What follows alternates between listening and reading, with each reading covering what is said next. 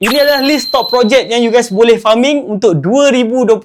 Kalau rasa macam banyak sangat, kita boleh fokus farming dekat S tier dan juga A tier sahaja. Dekat sini you guys tengok ada Hyperliquid, ada Extended Project, Paradex dan juga Variational. Dekat A tier kita ada HX, Pacifica, ini saya dah try untuk a few month, Ethereal, Nado dan juga Trade XYZ. Untuk perpetual DEX ni lagi mudah untuk you guys nak farming. Let's say kalau you guys memang seorang yang trading and memang you guys active trade, tapi let's say kalau you guys bukan je trader, nak farming juga, dia ada cara simple yang easy gila. Cara dia adalah you guys buka dua perpetual DEX yang berbeza. Then you guys boleh deposit some amounts. Contohnya you guys deposit $500 dekat tempat A and you guys deposit another $500 dekat tempat B. Then apa yang you guys buat ialah satu ni you guys long and satu lagi ni you guys short. And you guys biarkanlah dia gerak selama 1 minit, 2 minit macam tu. Then after that you guys close dua-dua. Automatic that. Dekat sini you guys generate volume and dekat sini you guys generate volume juga tanpa you guys resikokan you guys punya fund, sebab at the end of the day dekat satu ni akan profit and dekat satu sini akan loss. Mungkin cukup 3-4 hari macam tu,